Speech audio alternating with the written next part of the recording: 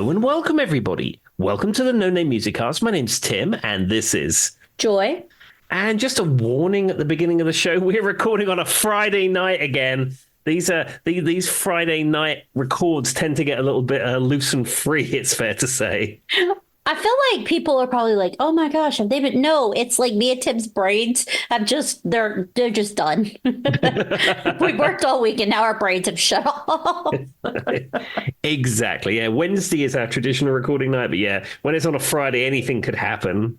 And I was sick all week with a fever, so my brain's not really there.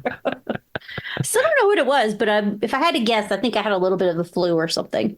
Well, Joy, I'm glad that you're back fit, ready to record and podcast this evening. Yes, and I have a voice back, which would have been useful. Well, is useful when you're recording a podcast.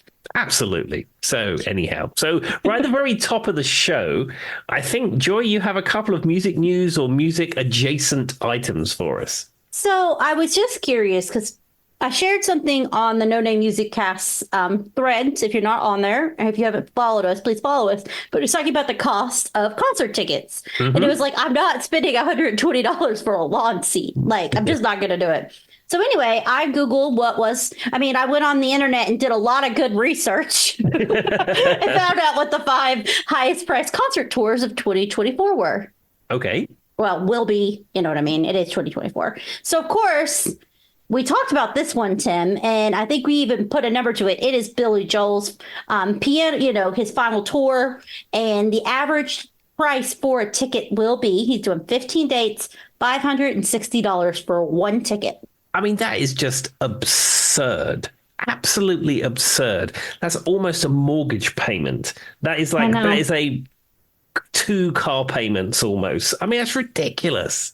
I can't even imagine. Well, apparently he's starting in Tokyo, which is already sold out. Well, he started in Tokyo because this was in January, I guess. And then he's also doing Madison Square Garden residency, which me and Tim talked about, Florida, Texas, Washington, Illinois, Colorado, Missouri, and Wales, which I thought was really random. They just threw Wales right there in the end.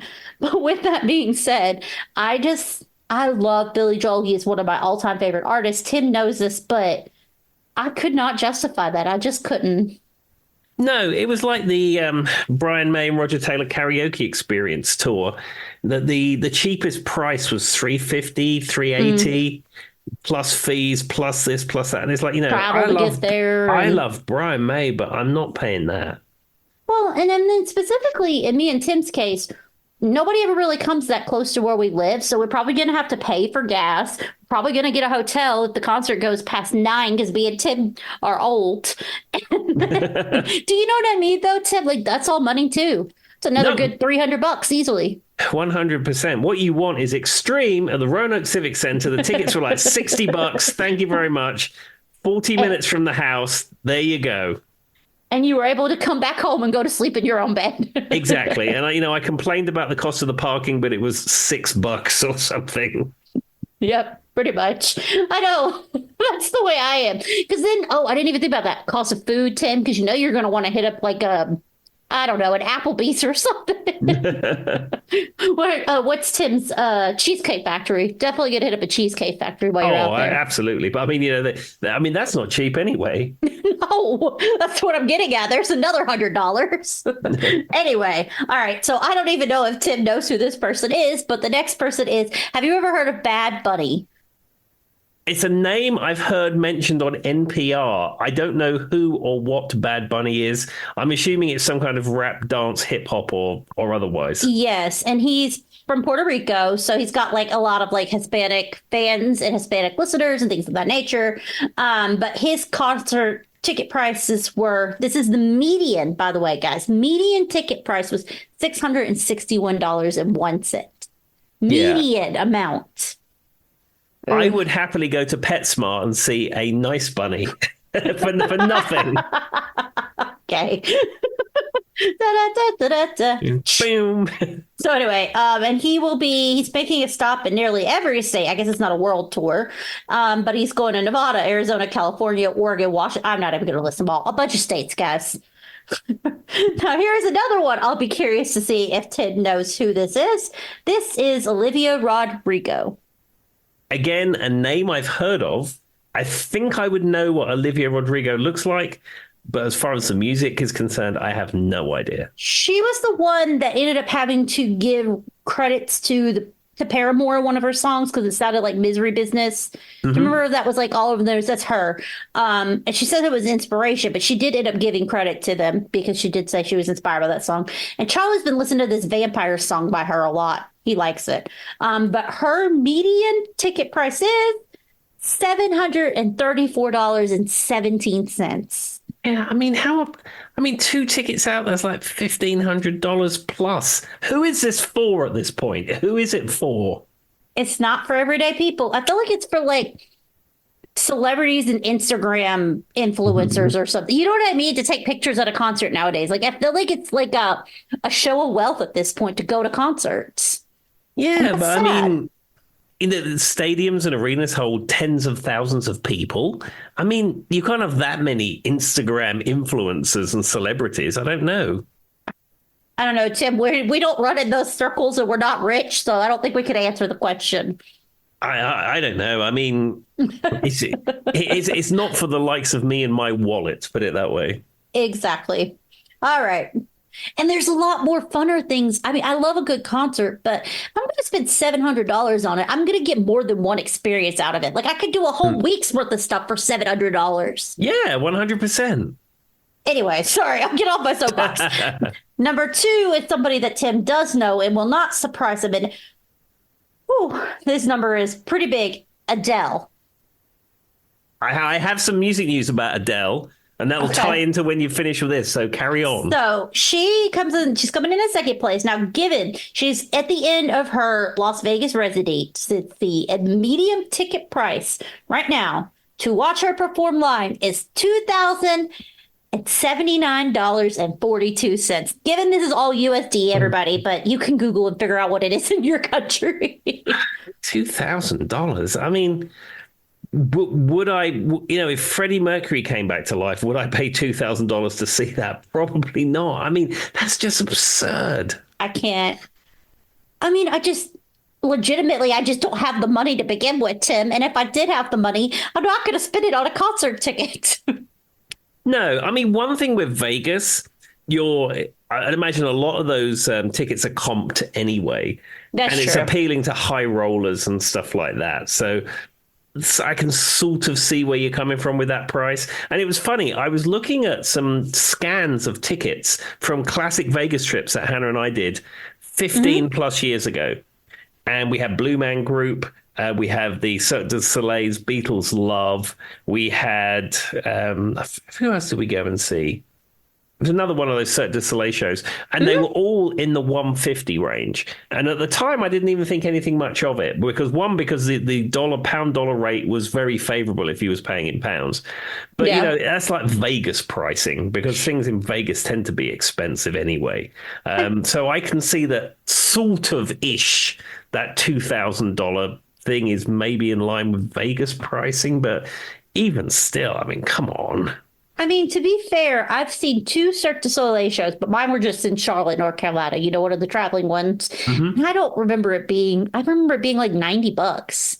Like, I don't remember being that expensive. But like you said, Vegas pricing would be different. And those are bigger shows that everybody was obsessed with in the moment and things like that. Yeah. All right, number one is exactly what everybody is already probably screaming at their, I almost say computers, but they could be listening to us on a computer. Whatever you're listening to us, whatever device, your hit clips machine, is Taylor Swift. Her 2024 Eras tickets median price is $3,525.42. Absurd. I mean, my understanding, and I know that Taylor Swift appeals to a lot of people of all ages, but This is my true. understanding that the bulk of her audience tends to be younger people. Am I right with that? Yeah, at least I feel like it's young adult women, like from their 20s to maybe mid 30s. Yeah, and I hear about sort of a lot of younger people who are into Taylor Swift, and maybe their parents would take them to their first concert, and it would be a Taylor Swift concert. Yeah. And how does that work? Because if you've got a couple of children and a parent, $6,000 for that one. I remember me and my mum went to see Status Quo at Wembley, and I'd be surprised if she spent 50 quid on the two tickets together. I have if I even my parents sent me my I remember my junior year was the first time I went to Europe, and we went with because I was me and Brady we were both language students, and they were offering a travel abroad, for students, which is how I've been a few times now. And when I kid you not, it was like $2,000 for the whole trip, Tim. Yeah. Like flight, I'm talking flight. I'm talking 2 weeks in Spain, 2 weeks in France. Like the whole trip was like $2,000. And I think I took like $500 in cash with me for just, buying things and having fun on the trip, right? Because most of my food was included, hotel was included because it's like a school trip. The whole trip, I'm pretty sure, because my parents put it like they paid every month, like a little fee, you know what I mean? Yeah. Over time until they paid for me and Brady to be able to go. So for both their twin daughters to go on a lifetime trip to Europe was less than these ticket prices. Yeah, even accounting for inflation, they are still ridiculous prices. Yes. Yeah, I can't even. It blows my mind when I think about that, Tim. Yeah, I don't know. As I said, it's getting to the point where who is this for? It's just not for us, I guess. We're not the ones. No, I mean, there's a couple of little venues near us, the Harvester, and of course the Roanoke Performing Arts Centre that I went to saw Extreme. Their tickets seem to be reasonably priced, it's fair to say, reasonably priced. And we don't get these big acts around here, which is something we've said many times. But I could not ever see paying that much to go and see something like that. I mean, the last concert I went to was Nick Carter, and I think I bought me and Whitney's ticket because Whitney offered to drive, and I said, okay, I'll buy the tickets. And she bought me a ginger ale while we were there, and I got a cool cup to take home with me. But it was $30 a ticket. It was $60 for both of us to go. And I wrote Tip, and I was like, should I go? We're supposed to record. Tip's like, go. So I bought him in like 2 seconds, and I mean, she drove us there. We got there. We got some snacks and drinks, watched the show, drove back home. Yeah. $60. That's not, I mean, I realize for some people that might be something you don't have all the time, but generally that's not a high price for a ticket. No, absolutely not. So, yeah, for 2 tickets, mind you guys, 2 tickets. I wouldn't even, if I told Charlie that I was going to buy my husband a concert ticket over $200, he would look sideways at me, Tim. He wouldn't even spend the $90 to go see Weird Al the last time he was around. And I'm like, Charlie, just buy them. Anyway. All right. Well, Tim, on to your music news. Okay. So our friend Adele, who I don't particularly think much of Adele, not necessarily as a performer or a musician, just because she cancelled a load of gigs once before, cancelled the entire show and the venue, and then blamed the crew. I mean, that is like cardinal sin number one for me. Yes. Well, unsurprisingly, she has just cancelled all of her remaining Las Vegas residency dates due to illness. And this is a unspecified illness. Well, it sounds like to me she made enough money off that concert that she just doesn't need to keep going. Yeah, I mean, if it was anything other than her, I wouldn't think anything of it. But because she cancelled this other residency thing she had and then blamed the crew, and she's done it before.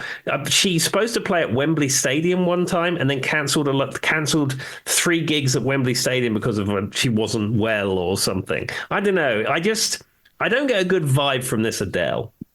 I mean, she could very well be sick, but how many do you know how many shows she has left? Like, how severe can the sickness be if you've got that many shows left to even know if you're I guess what's the timing of the shows? Do you know? It says it's 5. Of course, in Vegas, she only plays at the weekend. She doesn't play in the week. So it's 5 weekends. It's like, I mean, if you have the flu, what? You might be out for a week, 2 weeks tops? Yeah. What? I don't know. Weird. Doctors have said I have no choice to rest my voice. The remaining 5 weekends on this leg are being postponed to a later date. I mean, I don't know. Anyone apart from her I'd have sympathy with, but Adele, the way she threw her crew under the bus, I have no sympathy. Yeah, the throwing your crew under the bus ranks up there with Madonna making people wait 3 hours for her concert to start. It's a no Exactly. from me. And Yeah. I don't know what it is about Madonna recently, but she's just, something about her is just off in general. Yeah, I would have liked to see Madonna in her peak, but Yeah. certainly 2024 Madonna with all of her antics singing to a backing track, I'm not going to do that. Yeah, pretty much. I agree with you. End of story. All right. Did you have anything else for us, Tim? Yes, I have one other thing. So, Okay.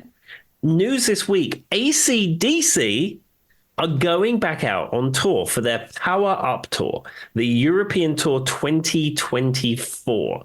Now, this is what's interesting about AC/DC. Now, as you know, they toured a few years ago. I think it was just before the Hmm. COVIDs, and Brian Johnson was having problems with his voice and or his hearing. So Yeah. Axl Rose subbed for him. And it was like AC/DC with Axl Rose fronting it. It I'm sounds sure exactly like what you think it sounds yeah, and I'm like. sure it was cool if you went along and you got a little bit of the AC/DC thing and you got to see Axl Rose as well. So that Yeah. was yeah, it was different, but it wasn't really AC/DC, but it was interesting, especially with someone like Axl Rose, singer of Guns N' Roses. He's a character anyway. I can see why you'd probably want to go and see that. Didn't Cliff Williams say he was leaving too after the last tour or something like that? Yes, so that's where we've come to with this. So Cliff Williams, the bass player, who's been the bass player almost from the very beginning, had Yeah. decided that he wants to retire. I mean, he's an older gentleman at this point. I think he's paid his rock and roll dues. They said that old Cliff will still be in the studio recording, but is out. He's sitting in his mansion somewhere wherever he lives. Fair enough. And there was some rumor that Duff McKagan from Guns N' Roses was going to be the bass player for this leg of the tour. But they Fair. came out and said it was going to be Chris Chansey. And I think Chris Chansey played in another band. It's not a name I'm super familiar with, though there are still rumors out there saying that Duff McKagan is going to be the bass player. But I've got the acdc.com website up here, and it says Chris Chansey is going to be the bass player. But the question I asked for you, this is a question I wanted to ask you. Okay.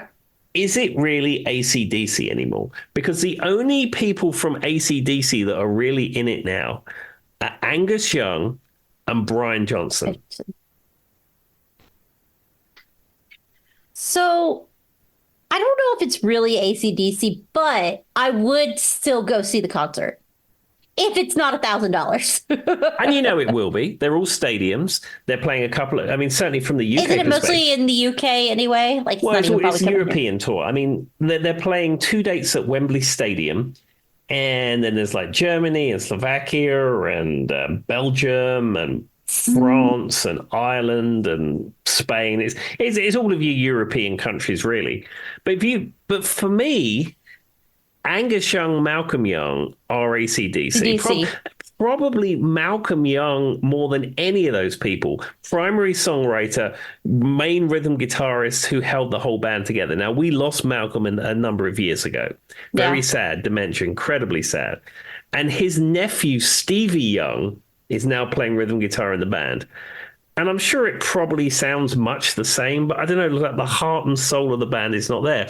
So you lost Malcolm, you've now lost Cliff. And then I think the drummer had some kind of legal stuff going on, so they have a different drummer as well. So really, what I said, it's just Angus, really, and Brian Johnson. And who's to say Brian Johnson's going to even make it with the fact that his voice was having so many problems before? I mean, it's probably fine, but it's I mean, just. but it would suck if you like spent the money on the, you know what I mean? The tickets and then you lose another one. Exactly. I don't know. Yeah, I'm with you. I would go and see it, though. I'm probably not going to. Actually, let's have a look. Let's see how much the tickets are. If we was going to go to Wembley Stadium, let's do Okay. this. Let's do this right now. We're going to go to Ticketmaster. Okay, let's see what this is going to cost Live us. on air. Okay, and we're going to accept that. The tickets here, £381 each, which off the top of my head, using shoddy maths, is about $450. That's what I was thinking 430, so I wasn't too far off. I mean, not probably not. Not like you would you once we just made the point about how there's only like really two members left, and who's to say? I don't think I'd spin that. Yeah, I mean, if I'm looking here, standing on the main pitch, there's two areas: main stits, main and front. I'm not Those are, standing. yeah, those are 397 pounds each, which is closer to $500 each. I don't want to go to a concert where I have to stay in the entire time. The last time I did that, my feet hurt, my back hurt, I was tired. No, I Yeah, need a chair that I could sit down in at least occasionally. exactly. Yeah, I'm past that. I mean, I saw the Rolling Stones at Wembley Stadium standing. I saw who else did I see? Van Halen, Bon Jovi in the similar stuff, but I don't know. I'm done. Like you, I'm done with that. Well, the thing is I do tend to stand up and I do tend to jump around and I sing and I dance and I don't care it's a concert, right? Like I am the person who will have fun like that. That doesn't surprise Tim at all. But occasionally I just want to have the option to sit down. Exactly. Just take a little rest for maybe the slower song. I'll just sit this one out. Exactly. My back would like it a little bit better. All right. Well, what is next, Tim? Okay, so we're going to get into the topic. Now, this is a topic that Joy knew I was going to do because last week's episode was Fleetwood Mac's Rumors. And Joy said that she was either going to do Rumors or she was going to do this album. So I decided to sort of steal Joy's idea and go with this album. Now, the album in question this week is Alanis Morissette's Jagged Little Pill. Now, this is an album that I've enjoyed for many years, ever since it came out in June 1995. I was probably listening to it maybe a year or so after it came out. I bought the CD of it originally when it came out. And one of the lasting memories of this album is driving to France and going on the Channel Tunnel with my friend Ian Gilding. And my little VW Polo had a cassette deck in it, and I had a tape of Jagged Little Pill. I think we may have had other tapes, but whenever I listen to this album, it always reminds me of driving to France in my VW Polo. What a very specific memory, Tim. I mean, I'm just a huge fan of this album in general because I mean, to be fair, it's her best album. It's really the only album a lot of people even know from Alanis Morissette. Mm-hmm. And I recently found out, and I thought this was weird. Did you know I don't remember where she's from in Canada. Do you remember where she's from? Is she from Toronto or? I don't know. Let's have a look. Alanis Morissette, where is she from? She's from where it says Ottawa, Ontario, Canada. So okay. It's that part of the world. So she's apparently the reason I wanted to know that is the city that she is from, there is a National Alanis Morissette Day. And she finds that very strange. I recently fell across that piece of information. Isn't it ironic? So funny, Tim. I don't know how I would handle having a day named after me either. I don't know. You have a whole season named after you. That's true, and that gets on my nerves a little bit. I constantly say things like, I didn't give them permission to use my name when I see Joy show up on the And the amount of Christmas gifts, which I find it cute, it's not funny, but the amount of Christmas gifts I get, at least once a year, somebody gives me something with Joy written on it. There you go. But there we are. Well, anyhow, Jagged Little Pill, as I said, was released on June the 13th, 1995. It was recorded between 1994 and 1995, and it was produced by the producer Glenn Ballard. It was released on Maverick Records, which is Madonna's record label, which is in conjunction with Warner Brothers. I don't know if you knew that. I did, but I think I only knew that because of the podcast. I think you said it before. Yeah. So Alanis had two albums prior to this. One was just called Alanis in 1991, and another one called Now Is the Time in 1992. And they were more of a kind of dance pop type sound. I mean, I don't know whether they're on the Spotify, but certainly you can go on YouTube and find evidence of this stuff. And it's just kind of dance pop, Paula Abdul pop type stuff of the day. It didn't work. She had to find her inner alternative rock, grunge, mad at the world vibes to really sell it.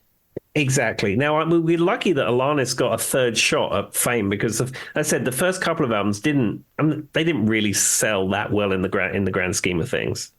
Yeah. Now, Makes the sense. album was recorded in Hollywood, which Heard is of that before. yeah, which is where all the demos were done at Glenn Ballard's home studios, and she actually moved from Canada to Hollywood for this album project. I mean, it makes sense though. Like if you're gonna get a third chance, you might as well pour it all out and just go big. Exactly. And one thing that they did is that they decided that they was going to write a song a day. Yeah. So they would write and demo a song in a complete day, and they said every track on it was done like that. And they just felt like they started something, they finished something, and they moved on. So every song on it was written, all the lyrics and the music, all just done in that one day. That's very much so like if you listen to our Motown episode where I talk about how they would write a song, then they put the vocals to it, then they put the dance to it, then they would do all the pieces, kind of like an assembly line to develop one song and like one kind of like package. And then they move on to the next. Absolutely. But I mean, it's just that I think respecting the way that they've done it, it just, I don't know, each one of those tracks is very pure to the idea that they're trying to get across. Makes sense though. Yeah. Now, the this particular album has got a bunch of different musicians on it, but it's not the touring band that she ended up with. Oh, yeah. I mean, I know Dave Navarro is on one song. Yeah, Dave Navarro and Flea is on another song, and there's a bunch of other musicians, sort of studio musician type thing. Makes sense. I never really thought about the band she performs with. It's not really came to mind. No, but later on, her touring band, which she toured off the back of this album on, featured Taylor Hawkins. I don't know if you knew that. I did not, but that's cool. Yeah, that was his first big break in the music industry, was being Alanis Morissette's drummer, and then met people, knew people, and then he ended up becoming a Foo Fighter. It fits though. I could see how you could easily go from this Alanis Morissette to the Foo Fighters. Absolutely. But I mean, this album has sold incredibly well. I believe I've got the figures up here. I think it was 30 million copies it sold.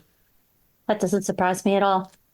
Yeah, it was. I remember when this album came out, it was everywhere. And it's still, her most popular songs are still radio filler to this day. You can turn on any radio station and hear one of her songs. Yeah, and there was 6 singles released from this album. Yep. And it's just funny because all of the songs are so almost like pop culture references too, right? I don't want to get into it because I know you're going to list them all out, but like where Tim said isn't an ironic, or like I've heard people just make pop culture references to all 6 of the singles. Absolutely. And as I said before, all of the songs on this album are co-written with Alanis and Glenn Ballard. They wrote all that stuff all together. And as we've said before, this is pure Alanis. This is what you want. You want angry Alanis. Like, men have done her wrong, and she's going to tell you all about it on this album, and it makes the best music. It does. And it works with her voice so well, too. She has a very deep, almost voice. I don't know. Absolutely. I mean, the album that came out after this, Supposed Infatuation Junkie, is absolutely terrible. I remember I bought it because I loved this so much, and then the next one comes out, and I was like, "Oh dear!" She got happy. Maybe she got into a nice relationship, and she was doing well, and she had some more money. And it's like, Alanis, what are you doing? This music is terrible. It's so bad to say, but it's truthful. She's probably like, dang it.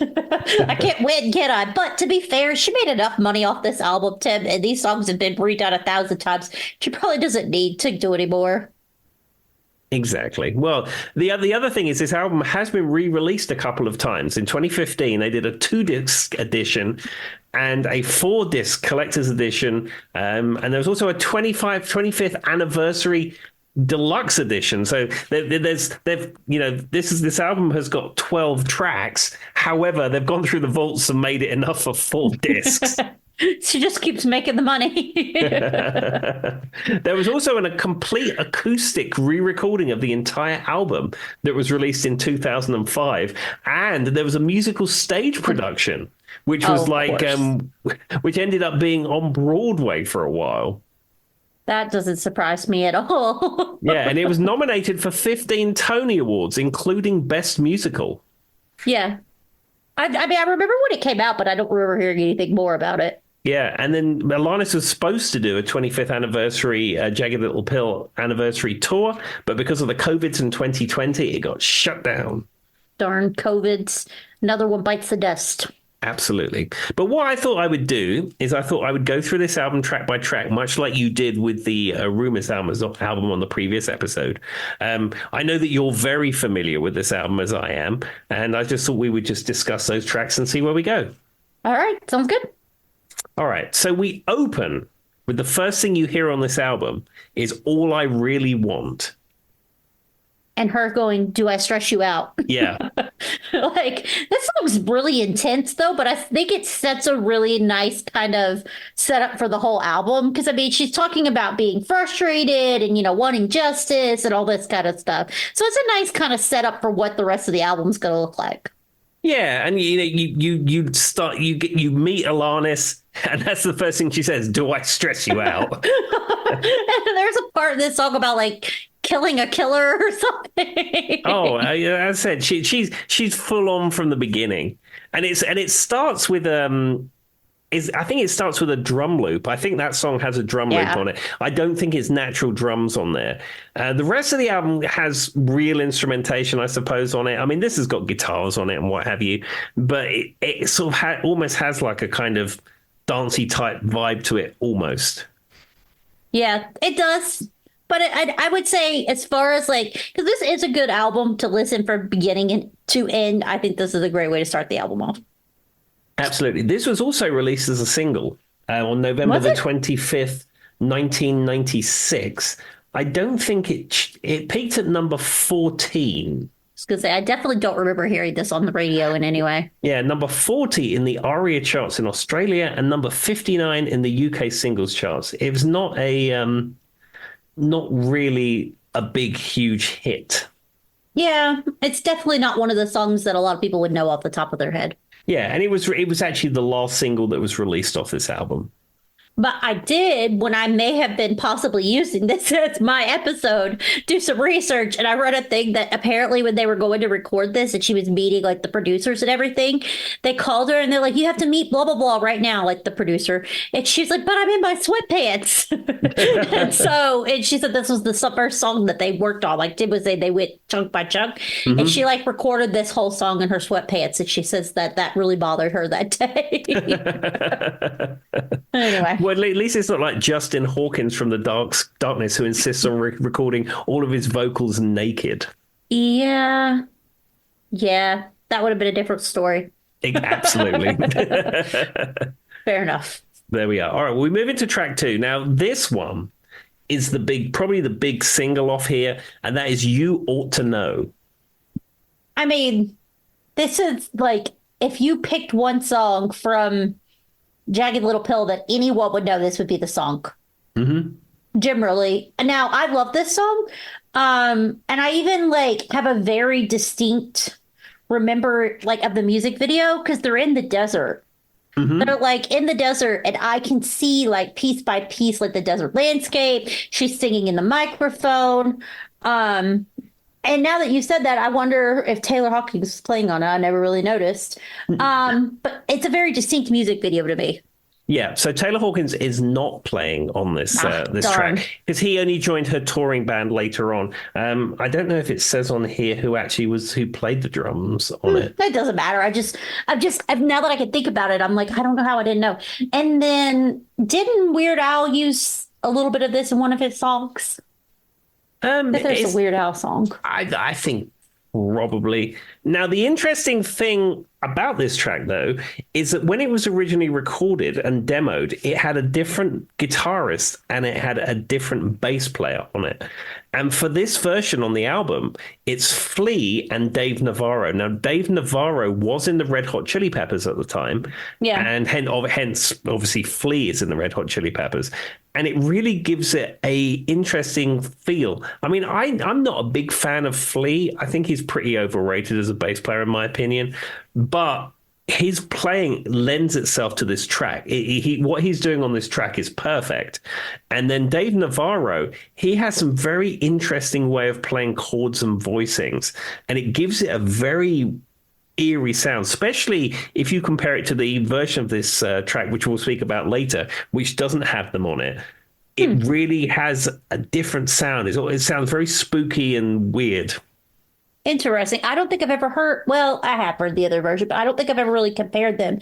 Now that you did that, you were talking about this, Tim, I was trying to rack my brain. I cannot remember if Glee ever did Alanis Morrisette. Ah. You question what's, every time you come up with an artist, I say there was a Glee episode on it. And for the life of me, I do not remember a Glee episode about Alanis Morrisette. Well, maybe her lyrics are a little not PG friendly. They did Salt and Pepper Push. Yeah, but I mean, she's a little spicier on here, shall we say? True. And You Ought to Know does have a swear in it. That is true. Yeah, and there we go, Tim. I think I'm going to have to Goog that when we get off of here. Give it a Goog to make sure I'm not wrong, but I do not, off the top of my head, remember a Glee episode with Alanis Morissette. There we are. A no-name music cast first. So if you have a bingo card, version 2 or 3 or 4 or whatever it is that Saz has created for us, I think you will not be able to put an X on it this evening. Yeah. But to be fair, if you have a bingo card and if you're taking a drink every time we say Glee, don't do that. That's not suggested. I can guarantee you on that one. That's a bad idea. There we go. The other thing about You Ought to Know, this is a jam night classic. This is a song I've played at the jam many, many times. And then we also played it in Moroccan Soul. And I can't remember whether I recorded it or not, if I'm being honest with you. But we certainly gigged it more times than I care to remember. It's definitely one that I've heard local bands play quite a bit too. Yeah, it's a classic. It's not terribly hard to play, really. Not that many chords in it, but it seemed to be any female singer who had a really good voice always wanted to do You Ought to Know, and it was a standard at the jam night. That doesn't surprise me at all because I've definitely sang that one quite a few times for myself. But well, and Alanis Morissette, though, her voice is just, I don't know that there's this sound to her voice that it's just really hard for anyone to encapsulate, though. Like when she sings it, it's something different. Yeah, she has a very unique voice. She can be very tender with her voice, but she has a lot of like gritty power to it as well. But it doesn't come off as trying too hard. Like it doesn't feel like she's pulling up her chest voice when she sings. That seems to be like come easy to her. Kind of like a Janis Joplin or something in that nature where things come easy because that doesn't always, because one thing that like sometimes people talk about like Christina Aguilera, sometimes it sounds natural for her and sometimes it feels like she's pulling from her chest, which is hard on your vocal cords. Alanis can like flow through her head voice and her chest voice very easily. Absolutely. There you go, guys. Not that anybody asked. But I've heard many people cover this song and I just want to point out that there's just something different about her voice. Absolutely. The power and uniqueness of Miss Morisette.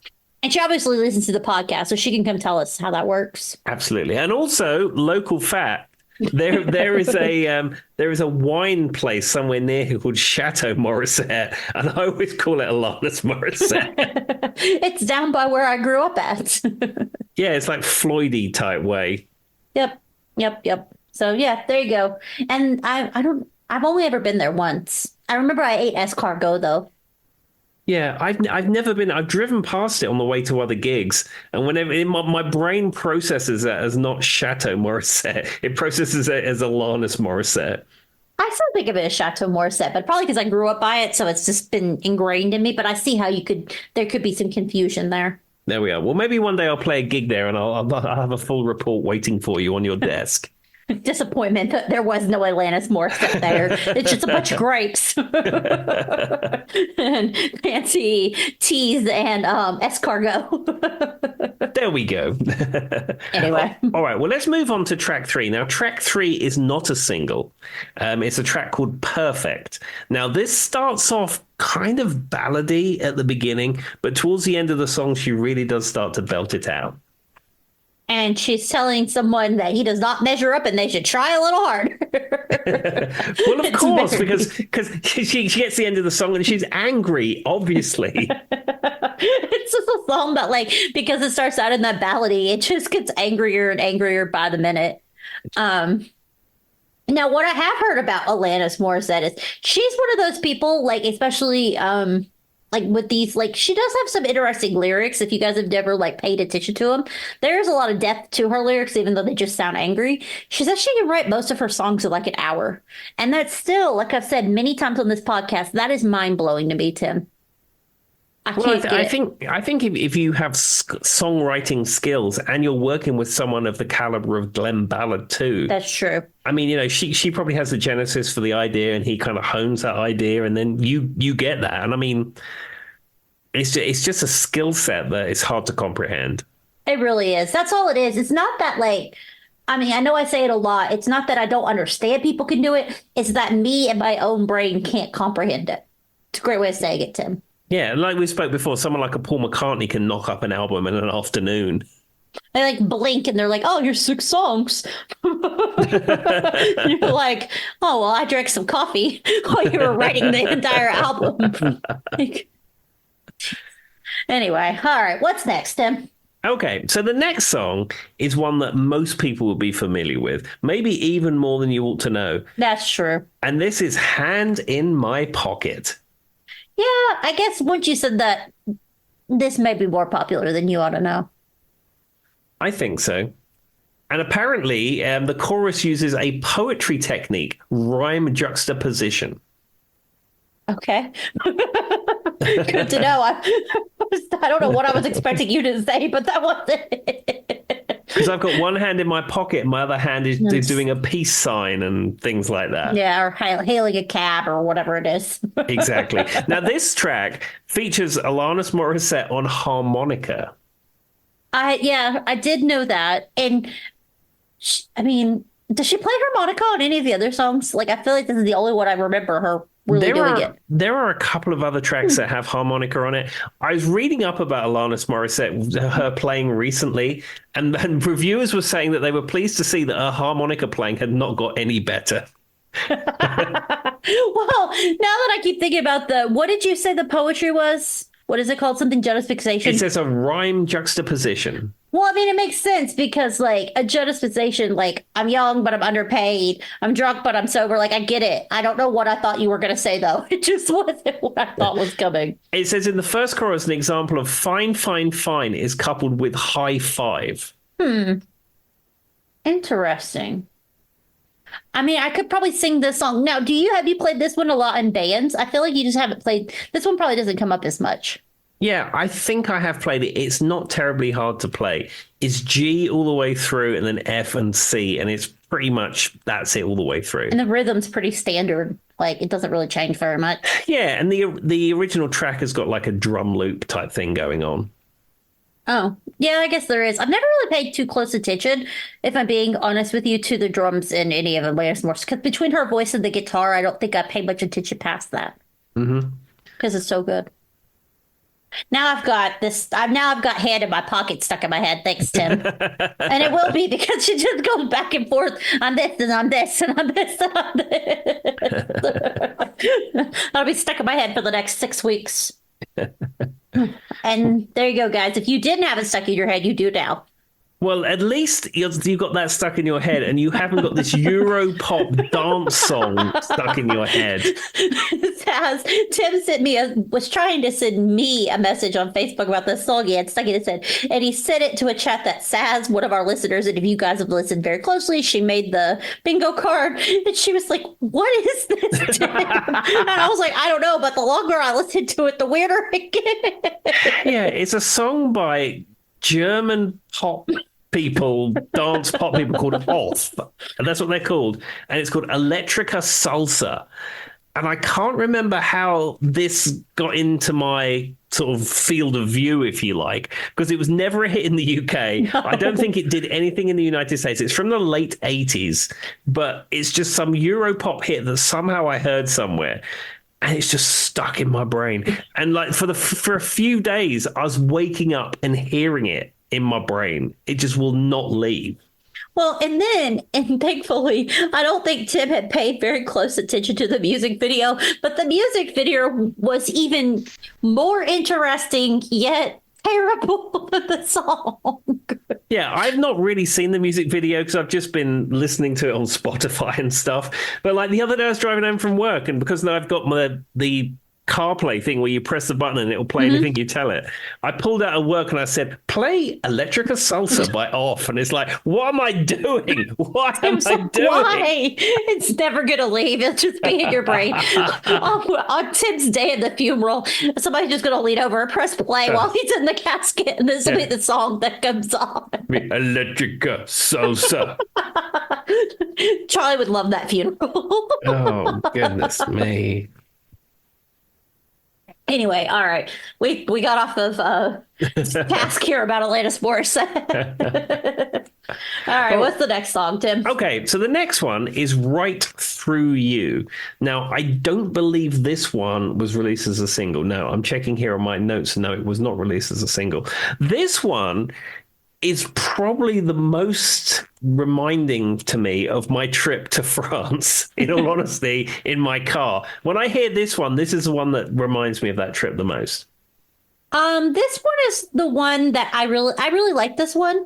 That like I don't think it's probably my favorite song on the album that wasn't like one of the big hits that everybody knows. Mm-hmm. And I have that part of where she's like, I can see right through you. I could feel right through you. I could walk right through you. That part kind of randomly gets stuck in my head a lot. Mm-hmm. That's like the part of the song that stands out to me the most. I don't remember the rest, but out of all the songs on the album, I would say this one is probably my favorite that wasn't a single. Yeah, I mean, I don't think there are any duds on this album at all.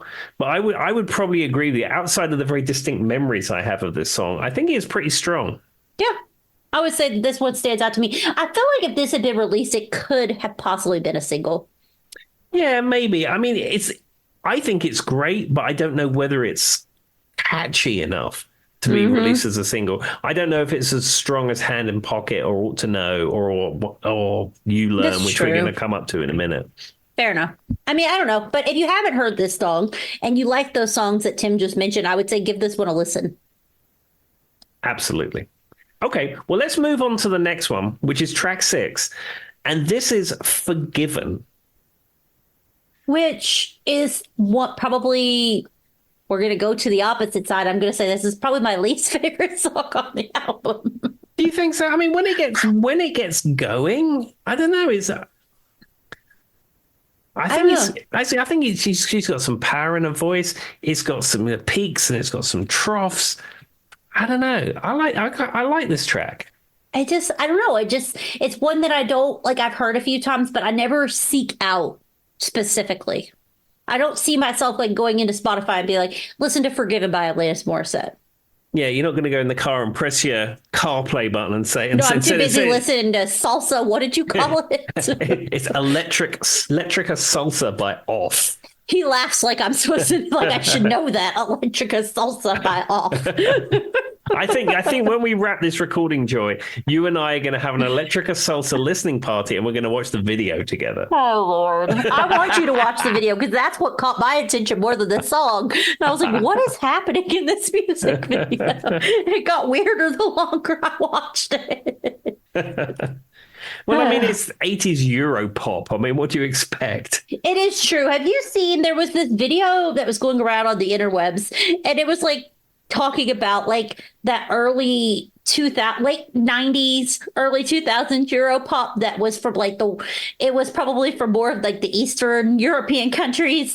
And it would be like dance and like just like they had like the funniest kind of like little ad libs of just random things and how the English was kind of like there but not quite there. Did you see that one going around the internet, Tim? It was not too long ago. I'm going to find it and send it to you. There was like bands like Snap and things like that. I remember that in sort of 90s Euro pop that sort of snuck in. Oh, man, I want to find that video and send it to you because it was like a modern day person that did it, but they were like showing examples of what it looked like and they nailed it. Like it was just perfect. There's a guy and a girl because it was always a guy and a girl, right, Tim? It's like one guy and one girl singing together. Yeah. Do you remember Technotronic? There's no lyrics. And I think it was like an attractive guy and attractive girl. And like you say, it had little bits of English. There's no limits. And that was it. And then it was just And sometimes the phrasing would just be a little bit off from the way generally, you know what I mean? Yeah, techno, techno, techno, techno. And the guy was definitely wearing sunglasses and a jacket that's like silver bright staring at you in the anyway. All right. Yeah. And I think the girl was probably wearing like a leather skirt or something like that. And the smallest little t-shirt you've ever seen with like a some American word written across the front of it. Fresh. If somebody's never seen this, they're probably listening to this episode going, what the heck are they even talking about? But me and Tim know exactly what we're seeing in our brains right now. 100%. It's not Alanis Morrisette. All right. Let's move on to the next song, I guess. Okay, so this is track 7, and this is a single. This was the second single that was released off this album, and this is You Learn. Her other really famous song that you probably know. Absolutely. Now, I will say You Learn is probably the one that if you were to turn on the radio, I feel like you would hear the most. I think this is one of the more radio songs for me. At least in America. Yeah, I think so. I mean, again, it's one of those songs that when you think of Alanis during this period of time, this is probably the one that you're thinking of. Now, one thing that's interesting, apparently when she was in Los Angeles recording this album, she was robbed at gunpoint, and she developed an intense general anxiety and suffered some panic attacks.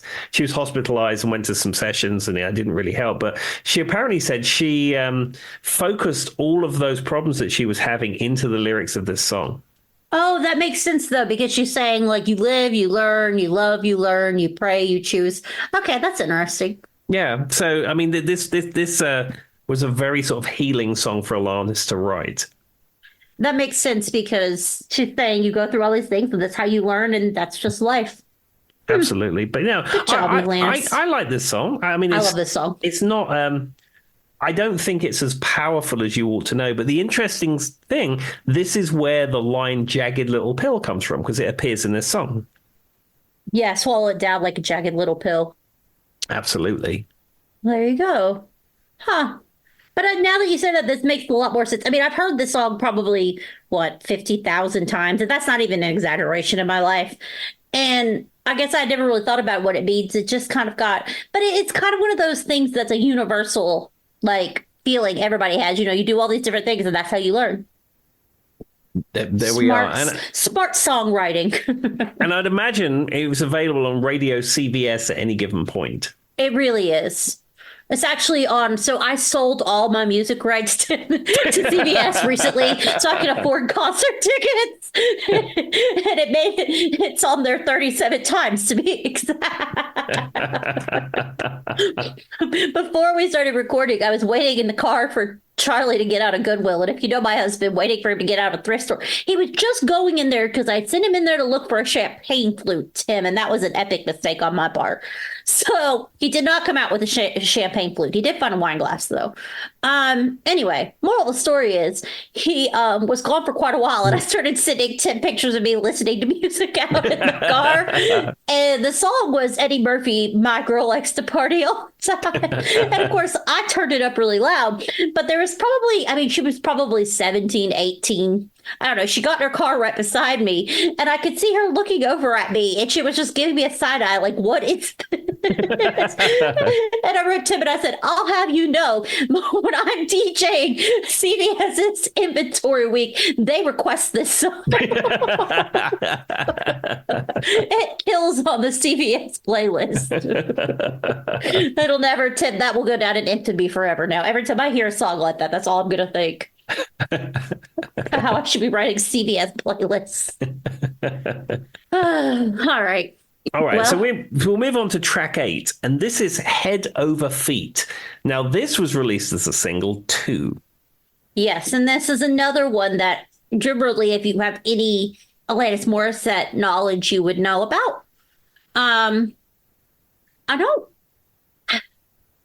trying to think of like what comes to mind when I think of this song, and really the only thing I can think of is just very classic Alanis Morissette in the music video because it's Hmm. just like her and she's like right in front of the camera, like staring into the camera. I remember this was a pop-up music video classic back in the day.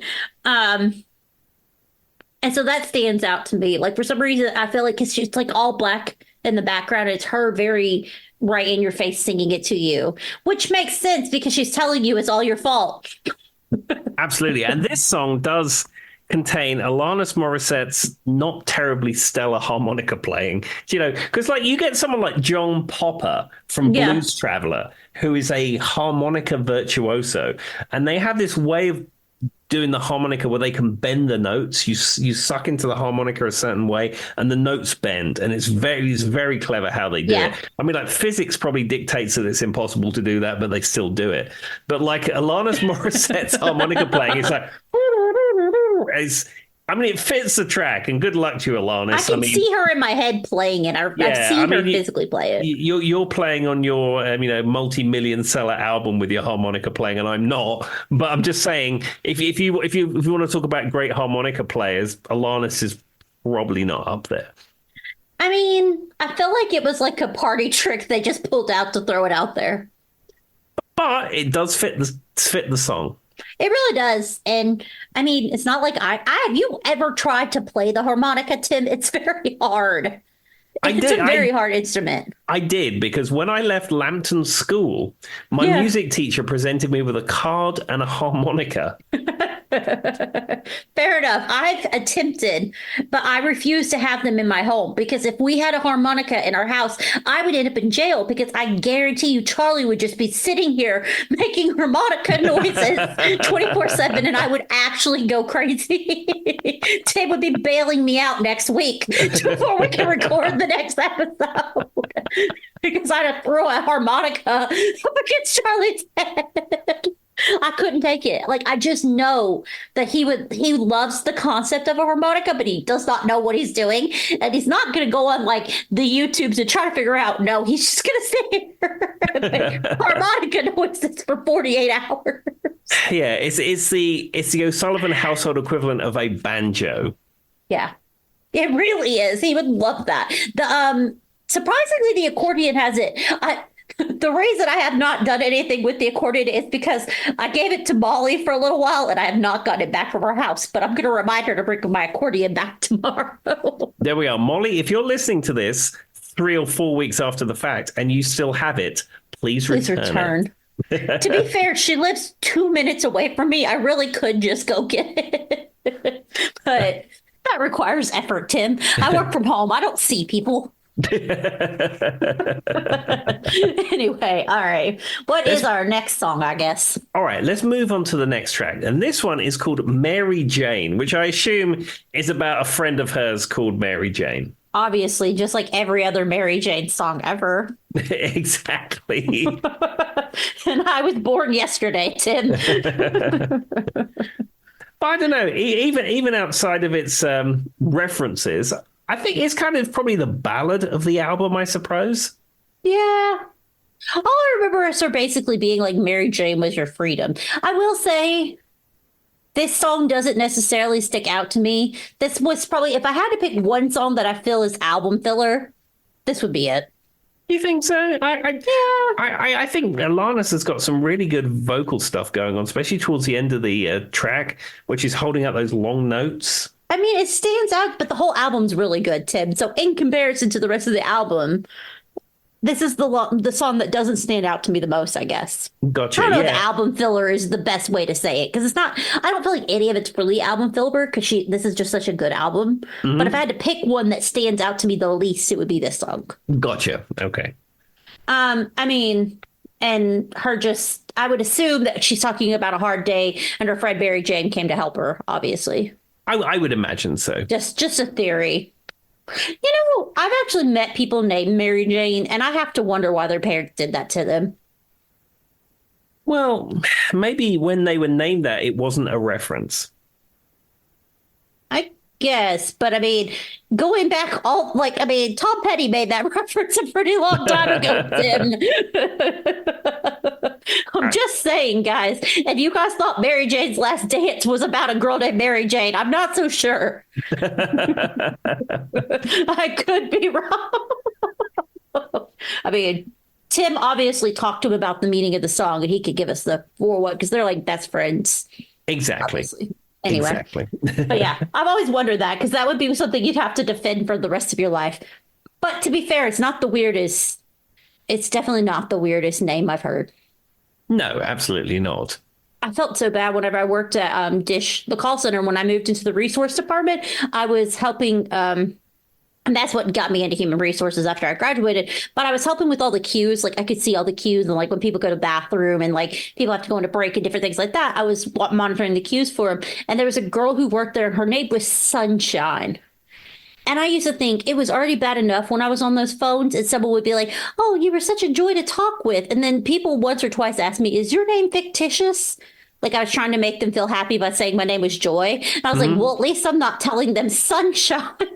Yeah. I used to work with somebody called Sunshine. I just can't. That would be terrible because you know that would be the first thing out of the customer's mouth. Oh, your name's Sunshine? Really? Yeah, I mean it's a nice cheery name, but yeah, it's an unusual name, and maybe that person's parents were hippies. I don't know. Maybe they liked Mary Jane. There was also a guy there whose name, his full name would always pop up, and it's John Michael Montgomery, like the country singer. He had the full John Michael Montgomery name. Anyway, all right. What's our next song? Okay, so this next one on here is track 10. We're almost starting to wrap up the album. And this is a one which has a very famous video, and this is the track Ironic. Which is ironic. Which it's funny because none of the things in the song are actually ironic. Yeah, that's the thing. There's no irony about finding a black fly in your Chardonnay or winning the lottery and dying the next day. It's not really irony. Though, I will say, Word Crimes by Weird Al Yankovic talks about how. Have you ever heard Word Crimes by Weird Al? Yes, Tim? I have, because that was like a big sort of comeback track of his. Irony is not coincidence. That's the famous line in it. Because it's more coincidental than it is irony, right? Yes. And so that's the joke. But I love, by the way, if you guys have never heard Word Crimes, it really is one of my favorite Weird Al songs. His new album was actually, well, I say new, but it's newer for him. It's been out for a while now. That was one of my favorites, Tim. I love Word Crimes. I listen to it all the time. There you go, guys. But anyway, irony is not coincidence. Well, the funny thing is, if you go on Wikipedia, there's a whole article about the linguistic dispute of this song. People are putting it way too literal. And then she did a version in 2015 on the Late Late Show with James Corden, where she added a new lyric where she says, it's singing ironic when there are no ironies in this song. Well, you know, she probably in and of herself gets tired of hearing it. Well, Like maybe that's what's reference. ironic. It's a whole song talking about pretend ironies that doesn't have an irony. I don't know. Maybe Alanis is one step ahead of us. Or maybe we're just in a weird hyperbole and we just keep digging. I don't know. Dang it. Now all I hear is it's a black fly in your Chardonnay. Well, it got the other song out of my head, too. And technically raining on your wedding day is good luck, supposedly. Yeah, it tipped down with rain when I got married. It was a rain like you'd never seen. I can't remember. I don't think it was raining. I was late to my wedding. My dad kicked over a sign, like physically. Okay, so let me explain that. So my wedding day felt like an episode of Scooby-Doo. Like one person was going one direction. So my parents drove all the way across the country because I got married in Utah because that's where me and Charlie were living in at the time. And I had a very small ceremony, nothing crazy. I was kind of like, we didn't quite go as small as Tim and Hannah, but it was not a big to do, right? Mm-hmm. I had a small ceremony, family was there. Then we had a light reception and the little hall at the church close to us. And that was about it. But my parents were staying in a hotel in Salt Lake City. and they brought my twin sister and her husband and Jaden, her oldest son, were alive then. So they came out with them. And then my Aunt Priscilla and my Uncle Marcus. And I can say this with 100% certainty. Aunt Priscilla and Uncle Marcus are not listening to this podcast. They're very interesting people, and they have not traveled a lot, and they may get on my dad's nerves a little bit. So we were trying to get everybody out to the vehicles because I met Aunt Priscilla, and I don't remember exactly why we went to the hotel, but we met everybody, and then we went I had to get my hair done, all that kind of stuff. So we were already running late. I met all of them at the hotel. Well, Uncle Marcus didn't go with Dad and Charlie and the guy to eat.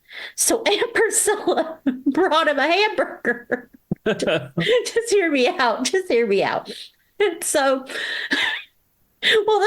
we thought he didn't go eat. And then they thought he did go eat. So Mom ate Uncle Marcus's hamburger because she was hungry, and they thought he did eat. Well, then Uncle Marcus got upset because he didn't eat, and my mom ate his hamburger. And so he stormed off. My Aunt Priscilla ran after him. Then Mom got mad and went to go apologize. I'm not making this up, Tim. And it was like one person ran in one door, and the other person ran in the other door. And I remember my dad was getting so mad because we were already running late, and he had the cake. So he looked at my mom and went, "You sit down." Then he went to go get Uncle Marcus, who was going up to his hotel room because Mom ate his hamburger. And there was in the parking lot, there was a sign. I think it might have been for a handicap parking. I can't remember what it was. The dad was so annoyed and mad, he kicked it, and it went straight over. He knocked it straight over. Oh, and he looked at me and went, "I really hope there's not a camera at this hotel." And then he walked off. But yeah, so I was late to my own wedding. It's because my mom ate my uncle's hamburger. True story, guys. And me and Charlie were both still just sitting there going, "All right, well, I guess we'll get married eventually. They can't do it without us." Oh, my dad and mom were probably cracking up hearing that story, but it really was a hamburger, Tim, really. I was like, "Just get in the car. We'll buy you a new one. Go." Okay, well, there's you guys. So there's the irony of my wedding day. I can't. Oh, God. I hadn't thought about that in a long time. Well, it's one of those stories that you can't make up. You know what I mean? Mm-hmm. It just happens. All right. And good thing was there was no camera. Dad never got in trouble for taking the sign. As far as we're aware, they never come and found it. All right. I guess let's go to the next song now that I changed the subject completely. All right. So track 11 is the track Not the Doctor. And this one was definitely not a single. I don't know.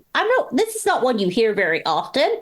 But it stands out to me because this one has a lot of lyrics. It's a very lyrically dense song. It is. And it's got like a drum loop type thing going with it. Yeah. And I just remember her talking about visiting hours, 9 to 5, 10 to 6, something like that. There's a lot of it almost is kind of like a Taylor Swift song. That's what I think of when I hear Taylor Swift's music. I'm not a Swiftie. I don't hate on her, but she's just not my cup of tea, really. Mm-hmm. But a lot of her songs are very lyrically dense, and there's a lot of words in them. And this is very similar to that kind of pattern. Yeah, like some early Bruce Springsteen is like that, where there's so many lyrics in there. It's like, come on, Bruce. Get to it. You got so much to say. I mean, and it's not that's okay, but generally most songs, you've got your chorus, you've got 3 or 4 sections, 2 choruses and a bridge, right? Mm-hmm. It's not really that many lyrically dense songs. Now, Queen was good at doing it, but they were better, and not to insult anybody else, but Queen did a good job of putting lyrically dense songs and packaging good pop music. Mm-hmm. They had a talent for putting very big words and very big statements in songs, but putting a little pop music bow on it. Sure. Because it's Queen. They were really talented. I don't know if you've ever heard of them, Tim, but I think so, something like that. Yeah. Maybe. But the thing is, you have to remember about this is Alanis is angry and she's got a lot to Not say. to say, I know. I went on a tangent there, but that's what stands out to me about this song. I feel like she had a lot to say in this one specifically. Absolutely, and I said it's packaged towards the end of the album. It's sort of front loaded with the singles and what have you, and then this is kind of towards the end of the album. So she's going to be angry, and then she's going to bring you down, and then it's going to end.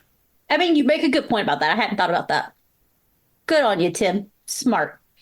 There we are. All right, well, let's move on to the penultimate track, and this is the track "Wake Up," and this one for me is probably the weakest of the lot. Well, ironically, or not ironically, remember the opening's like you like snow, but only if it's warm. Like it's kind of a play on that whole ironic thing too. If you've never really paid attention to it, because she does say like, easy not easier. Like she goes back and forth in the song. Yeah, as I said, this is when I'm listening to the album as a, all in one go. By the time you get to Wake Up, it's like, yeah, we're almost done with this. We've had our peak. Yeah. And we're now in our trough. I could say that. This is definitely in the downflow, but this song is not lyrically dense. If I remember right, this song's kind of short. Yeah, and it's got a lot more production in it, again, with the drum loop thing. Yeah. It's got guitars and stuff in it. But yeah, it's a lot sparser than some of the other tracks on this album. That's a good way to put it. But it does kind of slowly wrap everything up, I guess. You kind of, like you said, you hit your peak and now you're coming back down. Getting to the end. Absolutely. All right. And then we close the album out with another version of You Ought to Know. Now, the interesting thing on the CD, which I have here. Because they can totally see that in your hand, Tim. Well, of course they can see it. Anyway, yes, Tim is holding said album. Yeah. It doesn't list You Ought to Know as track 13. It was like a hidden track on there. Oh. And in fact, even if I look on the actual CD itself, it finishes with track 12, Wake Up. Now, as I mentioned before, the version which is track 13 is the original version of You Ought to Know. It does not have Flea on it, and it does not have Dave Navarro on it. Now, it's a fine song, and I think it's almost as good as the original, but you can see how their musicianship and the way that they approach the song really lifted it into the song that it is. Well, and I have to say, I've heard this version. That's why when I said earlier, I was like, if I heard that, I was like, oh yeah, that's the end. Because this is really long. It's a very long version. I felt like it was a super long song, but also I don't think it would have been as big of a hit if they released this version. You Ought to Know, We Know is definitely better. That's just the truth of the matter. Absolutely. Now, the other thing is that as that song finishes, this was a thing in the 90s, and I'm glad it's gone away, where you have your last track, you have 2 or 3 minutes of silence, and then you have a hidden track on the end. I can even tell you the Frequency album, Swimming with the Big Fish, has the same thing because it was very fashionable at the time to put that on your album. And on this particular album, you have this a cappella song called Your House that she sings, and it just appears out of nowhere. And I think what it was supposed to appeal to is you put your CD on, you play it, and then you would think it had stopped. So you'd be thinking, oh, I'm going to get up in a minute and I'll put another CD on or do something different. Then all of a sudden, out of nowhere, listen to that. Boom, hidden track. Yeah, it was like, and the ones I can think of is the Train in Vain by The Clash. It's a hidden track on the London Calling album. And then I want to say Oasis did that too. It seems like an Oasis thing to do, but I definitely remember it being a thing because when I was younger, that would be the one thing I would always ask for. I wasn't asking for like classic kid things. I would want to buy a CD. That's just the way I always was. And back when they weren't, back when I was younger, they were with a reason. Like your parents could give 10, 15 bucks every once in a while to buy you a CD while they're at the store. And so, and both my parents were big music fans, so they liked seeing me, want to listen to music. But I definitely remember it being a thing. But the one that stands out to me, and then I think, did Paul McCartney do one on one of his albums too? It wouldn't surprise me. I mean, there were thousands of albums released 90s, early 2000s that had this gap hidden track thing going on. Even Brian May's Another World album, 1998, had the same thing. Even Brian May fell to the hidden track world. I wonder why it became a thing, though. Like, where did it come from? It's because you had extra time to fill. Because on a regular commercial CD, you can hold 80 minutes. So you just had, what are we going to do? Well, let's put a hidden track on it. Actually, have you ever heard of tracks in negative indices? Do you know what a negative indice is on a CD? No. Okay, so some CDs, when you play them, you'll see the little counter on the front. And if there's maybe a spoken, like in a live recording, if there's a spoken word or an introduction, the counter will go backwards. So, so you go to track 3, and then it'll go 7, 6, 5, 4, 3, 2, 1, and then start going 1, 2, 3, 4, 5. Okay. It's called a negative indice. It's a thing in the Red Book standard for CDs that you can incorporate.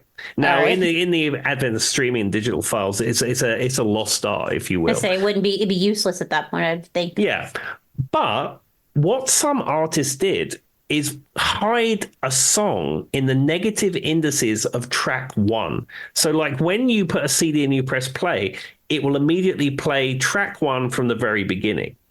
Yeah. However, if you then press the rewind button, it will go back to the 0 and then go into the negative count. And there was a track hidden there. Huh.